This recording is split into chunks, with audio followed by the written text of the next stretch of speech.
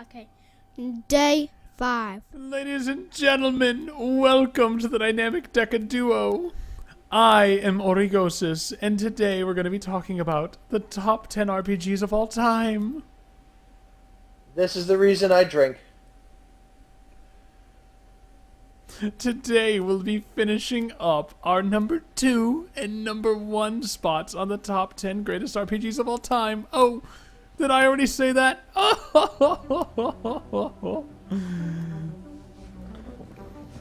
let's get the fuck out of here. Alright. It can't stand. How the fuck do I stand? I can't stand! Try putting your feet under your body. Thank you. How do we go? Okay, there we go. Center. Aha! There we go. Camera joltingly centered. Let's straighten. Oh god, I did zoned while I was doing stuff. There we go. There we go. I want to see if this makes a big difference. So how far away is this mission?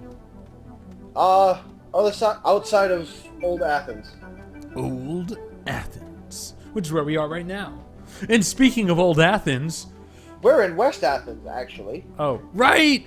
I knew that. I just keep I thought it was old. I know, it looks older than Old Athens. It though. does. I mean, look, there's brick and oldness, and there's high-tech giant walls with satellites, and yeah. Crickets. How appropriate, since I stopped talking. Exactly. Shall we give them a breakdown of our list before we get to the final two? I think we shall. Umino Jacko, what is your top, what's your list so far? My list so far is number 10 is Seventh Saga on the SNES. Number 9 is Shin Megami Tensei Nocturne on the PlayStation 2. Number 8 is Legend of Dragoon on the PlayStation 1. Number 7 is Earthbound on the SNES. Number 6 is Chrono Cross on the PlayStation 1. Number 5 is Daggerfall for DOS. Number 4 is Symphony of the Night for PlayStation 1. And number 3 is Kingdom Hearts 2 for the PlayStation 2. How about you, Origosis? What is your list so far? My number 10 is Final Fantasy 12, 9 is Final Fantasy 7, 8 is Xenosaga, 7 is Chrono Cross, 6 is Chrono Trigger, 5 Lunar 2, 4 is Final Fantasy 13, 3 is Lunar Silver Star Story Complete, and number 2 is, oh, just kidding. Actually, I believe it is your turn to go first this time. So, Origosis, what is your number 2? My second greatest RPG of all time is the one, the only, Xenogears. There can be multiple 10-hour episodes talking about how great Xenogears is. You could produce more audio podcasts discussing Xenogears and have more hours invested in that discussion than it takes to play through the game. It is so ridiculously deep and involved. Oh my god, what an amazing freaking game.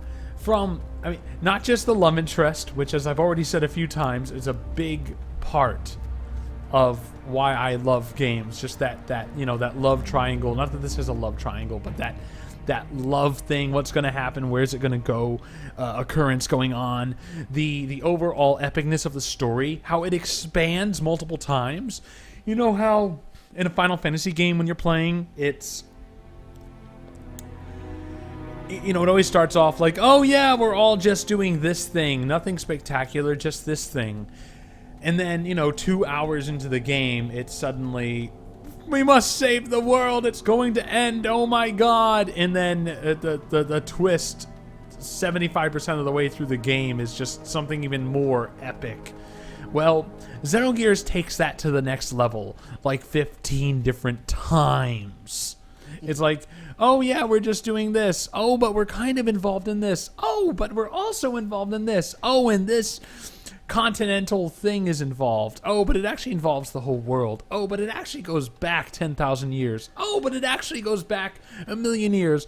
Oh, but it actually goes back to the beginning of existence. Oh, wait, never mind. It goes back to the beginning of existence for something else altogether. Oh, wait, never mind. It goes back to... It's fucking insane how many times that game just, like, throws this shit at you, and it's...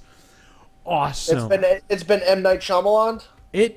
This is the game that inspired, for good or bad, M. Night Shyamalan to have twists, because this thing has so many twists you don't even realize they're twists until 2 hours later when you're selling all your items in a shop and you go, holy fuck, that was a twist. What a twist! What a twist! That was amazing.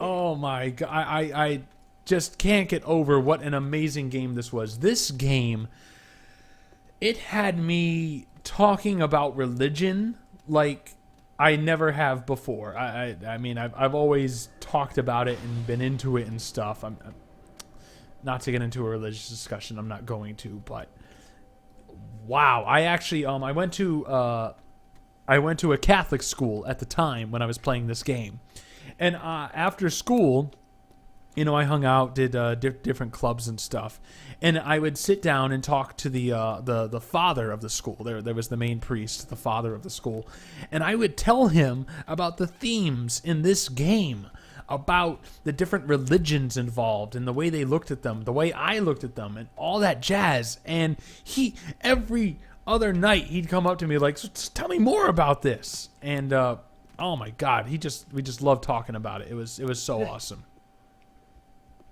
Let's see what we end up with.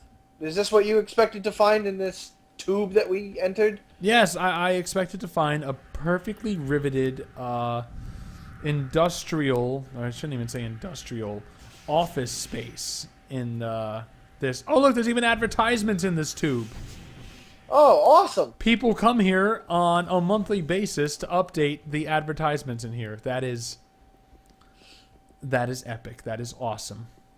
There's a guy over there. There's a guy over there. Perfect chance for me to use my taunt. Aha! I've taunted you. Do you see that? I've called your penis miniature. I have expressed my opinion on the size of your penis, and you have thus begun to attack me. Ha ha! Yes. I never really got that deep into Xenogears. I got to where you meet the sand pirate dude. Ah, so early. But still, that takes a few hours to get to. Yes. There's a guy in this room. Stab him in the butt. In the utter... Stop you. You really did just stab him in the ass from my point of view. I did. I kind of like aimed down and like sliced him. He now has 3 ass cheeks as we speak. Jake Carnala has 3 ass cheeks. Now the 3 ass Aatrox. 3 ass Aatrox because I sliced 1 ass cheek in half. But who would you say is your favorite character in Xenogears? Oh, the Doc. By a long shot. The Doc. Dr. Uzuki Saiton. Oh my god, he is so freaking awesome. Taunted!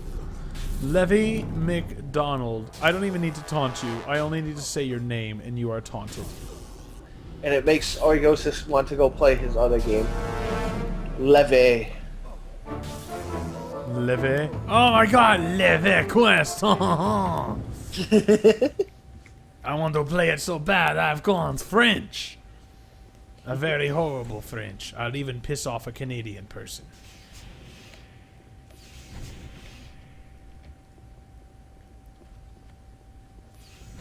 That's a difficult thing to do. Whoops. I just can't get over how awesome that game is. And oh, there's our upstairs link. How much it costs still today? Oh, you know what? I don't even know. I do have someone who checks eBay on a moderately regular basis. On a moderate... Regular... Normal... On a normal basis. And, I taunted him. But Aldo Whitbrot is fairly confident in the size of his dick, so he is thus not attacked me. But he's an Aatrox. He has no dick. He must have it. Thus his confidence in its size. He knows exactly what it is. Non-existent.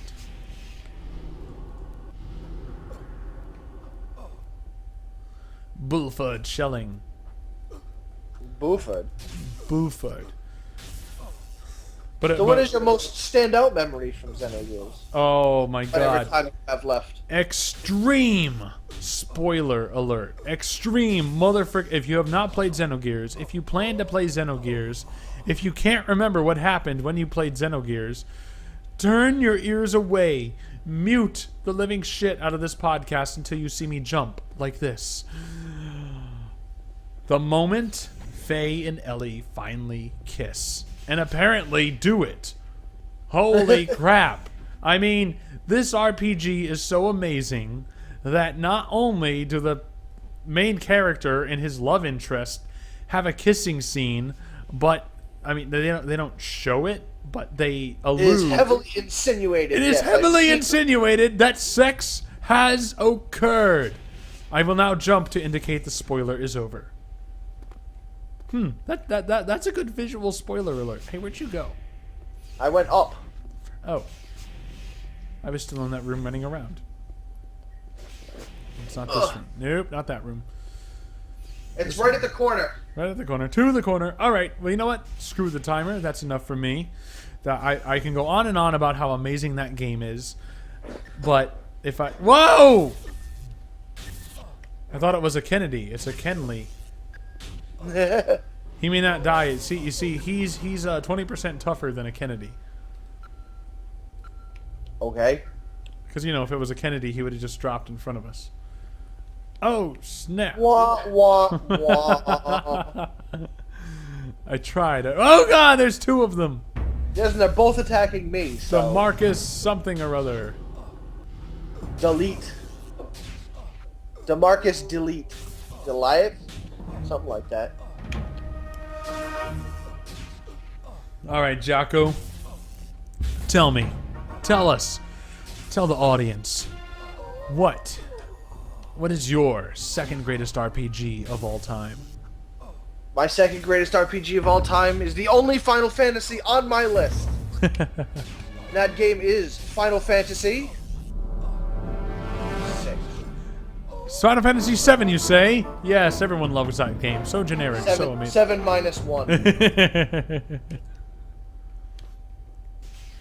Hey, gee whiz, I don't know. What's so great about that game? The story is much better, I think. And it only has a girl wearing a miniskirt through the whole damn thing. I don't see what's so great about it. Technically, that game has no main character. Yes, true. I've heard discussions about who's the main character in that game. I actually believe that the main character in that game is Kefka. I've heard allusions to this theory before. I mean, yes, you start off as Terra, but I mean, you lose her like not even halfway through the game. I mean, you lose everybody halfway through the game, but actually, that's the person that you start off with has the least amount of screen time in that game in comparison to some of the others. Oh wow, I had not realized. She leaves the party more, and she's actually a bitch to get back after she loses everybody.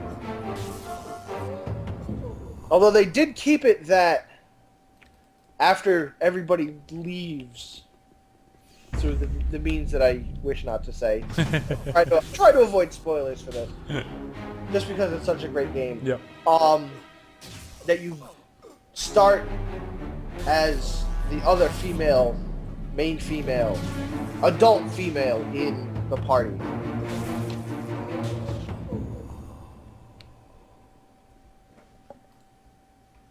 So, and that's one of those games that has those hidden characters that are just, one is ridiculously powerful and the other one is just ridiculous, but can be used properly. There really are no shitty characters in that game. I mean, there's always those ones in some of the games where it's just like, oh, this character's pretty useless, I don't want to put him in my party. And the multi-party dungeons. Those were always fun. And you pretty much had to level up all of your characters in that game in order to beat it. Did that make it grindy in any way? A little bit, but not too bad. I mean, and the Esper system, or Magicite system, Yeah. I feel is better than the Materia system because when they learn the spell from that Magicite, it's their spell. It doesn't move with the item. Ah, okay. Like with Materia, the Materia learns it.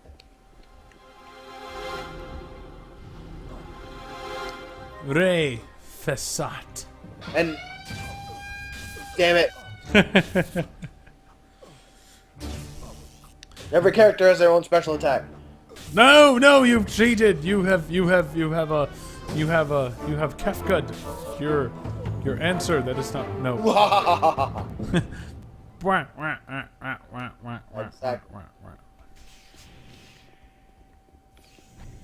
If you could change the sound of the siren for our countdown, they would have to be Kefka's laugh. How do they see us from so far away? I would say that Kefka would be the original troll, but no. The duck hunt dog is the original troll. Oh God, yes, yes. To this day, that frickin' bastard can eat my frickin' chode. Speaking of trolls, Origosis, What? What the fuck's that got to do with being a troll? what is your favorite RPG? The one we're playing right now, Anarchy on. No. My greatest RPG of all time is one that may not even be on a lot of people's top 50 lists. It may not even be something a lot of people are aware of, and I don't mean that in a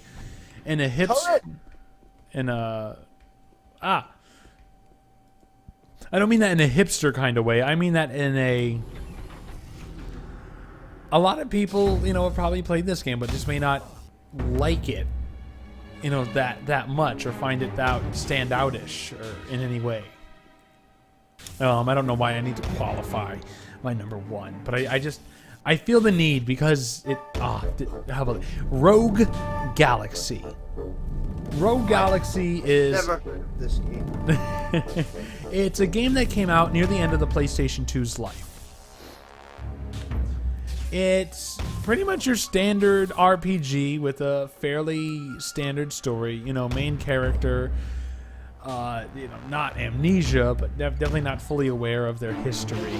And, a bulk of the story is, per usual, Recovering memories. recovering memories as you play and all that jazz. Hey look, Corey Deluxe was locked in the closet. Corey Deluxe? Well, would you look at that? Corey Deluxe.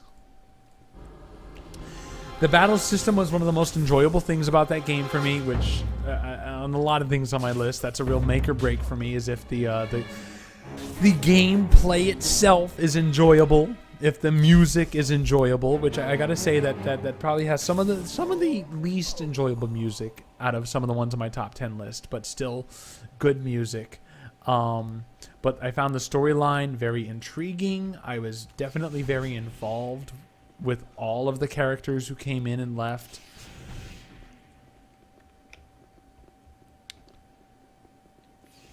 The overarching storyline was cool. The moment before you go off and face your last boss battle, very fun. And then they even have like a final bit at the end to kind of finish things off. It finished itself so well. It just did everything so right.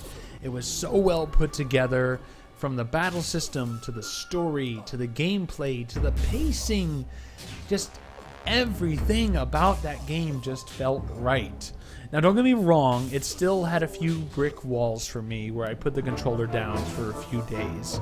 But that's how I am with every every single game. I hit a point where I'm just like, oh God, I need to take a break from this. No, what are you doing? What? We're not done down here. Oh, all right, back down I go. You have to wait for your level skill to come back. What? I have a skill that lets me take a teleporter. Yes. What? Rocco Mustache. Rocco Mustache. Epic. Fucking greatest name. Rocco Mustache. That's it. That's it. I need to write that down. Hold on. Let me make a note. I believe that this should Rocco Mustache. I believe this should be the start of our episodes having special names to them, and this one is Rocco Mustache. This will be the Rocco Mustache episode. Oh, man. But so what is your most standout moment in that game? Oh, man. It's the moment when Jaster, that's the main character, fully realizes his, we'll just say his, spoiler alert, jump, his Super Saiyan-like ways. His Yes. Deus Ex Machina. Yes. When he has that moment in the game, it really is cool. It's exciting. I was as giddy as a little schoolgirl when it happened. There were other moments in the game that made me just as giddy, but that one stands out. That one comes to the front of my memory the fastest. And let me jump to end the spoiler alert. Alright, I believe this is where we came in. Oh, maybe not. Yes, that is where we came in. To the boss! God, so much running. But we're only at 95%. The boss will get us more percentage as well. Oh, that makes perfect sense.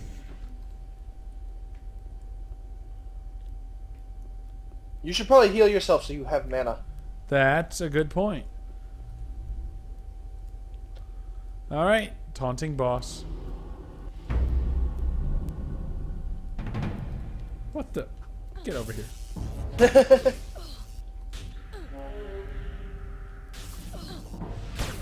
You are now taller than the boss. Yes. I will now tower over you, large-chested, big-assed one.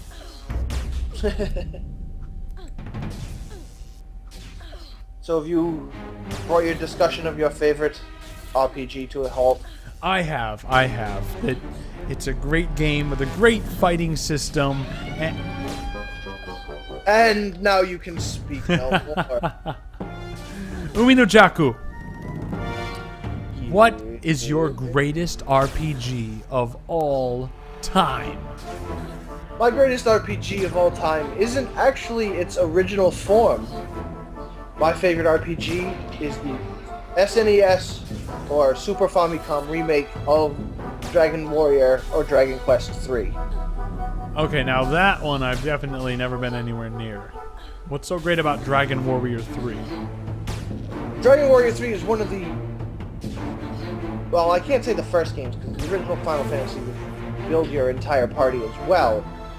But the Super Nintendo version of Dragon Quest III really stands out for me, mainly because not only do you get to pick what classes you want in your party, but how their stats are distributed when you first get them, and how you and your party gain stats throughout the game.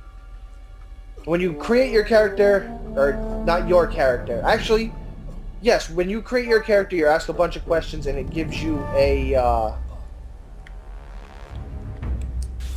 personality. Like, Oh, one of those classic methods.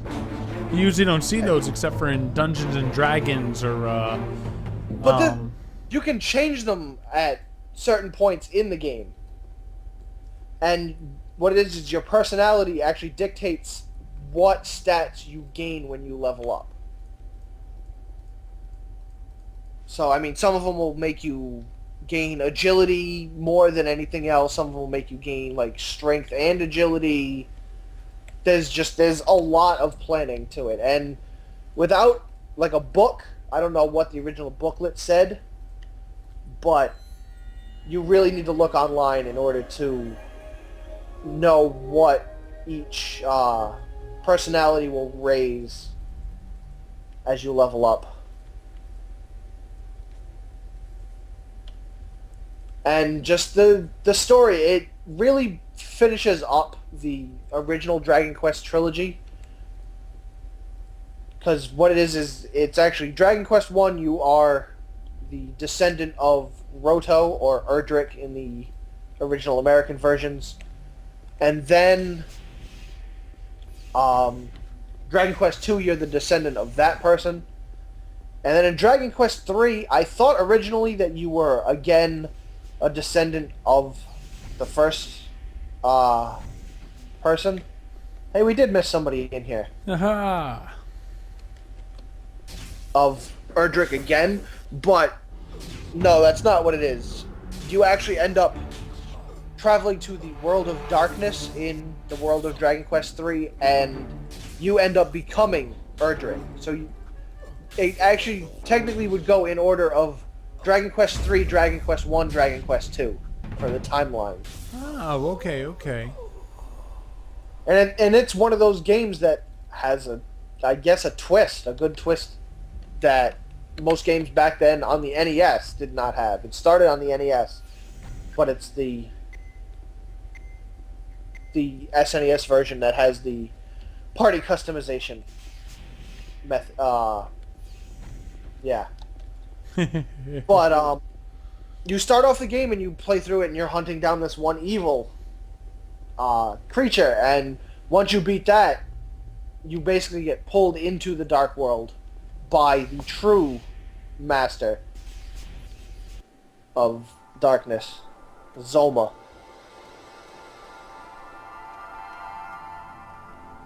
Is there anything, any moments that stand out for you? Actually, yes. The opening to the game basically explains, and actually in the NES version shows off that your father has this epic battle with a dragon, which this battle is pretty epic in NES standards. And while he's fighting the dragon, he stabs it, and the dragon drags him down into a volcano. And at some point in the game, I don't remember if it's in the first world or the second world, but you are actually reunited with your father only to watch him get murdered by this dragon. Oh, jeez. Oh, dear. That thing's not going to aggro us, is it? I don't know. It would tell you. It would say you are being attacked by whatever. Oh, no, I know it would. I was just like, it's not about to.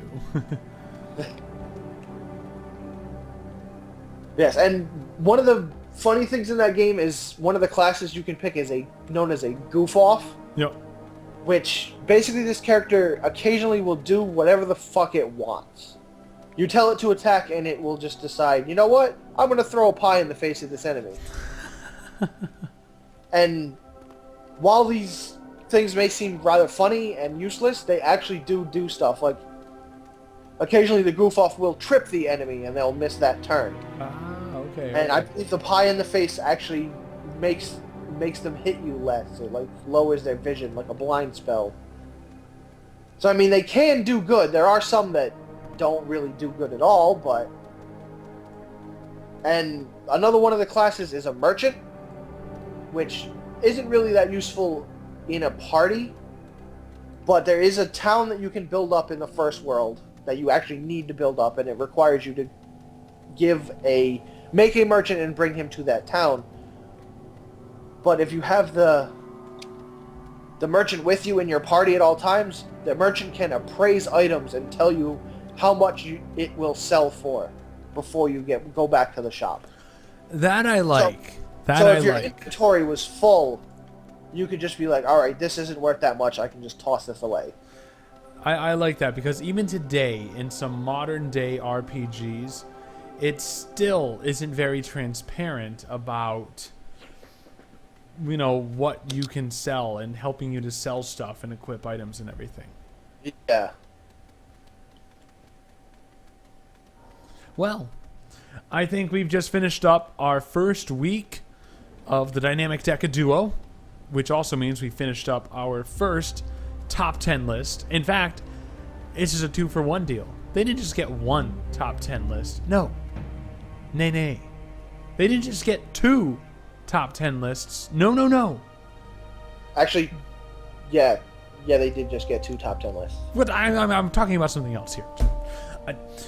They not only got 2 top 10 lists, they also got to check out Anarchy Online and everything that entails, the good, the bad, the ugly. And boy, is it ugly. And boy, is it ugly. And they also got the company of me and you, Jaku. What more could you ask for? I tell you, what more could you ask for? Ladies and gentlemen, boys and girls, children over the age of 21, thank you for watching the first week of the Dynamic Deca Duo. I am Origosis. I am Umino Jaku. And we will see you next week with yet another top 10 list. Leave any What will it be? What? We don't even know. We don't even know yet. Leave any information in the comments if you have any preferences for what kind of top 10 list you'd like to see us do in any of the coming weeks. Like the video. Please try to keep them to gaming. Keep them to gaming. We will be expanding a bit beyond gaming later, but for now it's all gaming. But that doesn't just mean, the top 10 greatest action games of all time. You can go with the, top 10 characters or the worst characters or, anything. You think of a top 10 list, leave it in the comments. Let us know. We will give it a try. We'll come up with a list for that. We may already have a list in our heads for something that you're thinking of. If you like it, if you like the video, like it. If you don't, dislike it. And let us know what we did wrong, what you don't like about this. And we will either correct it or say adieu, because in some cases, that's just how we are. All right, ladies and gentlemen, we will see you next week. Later.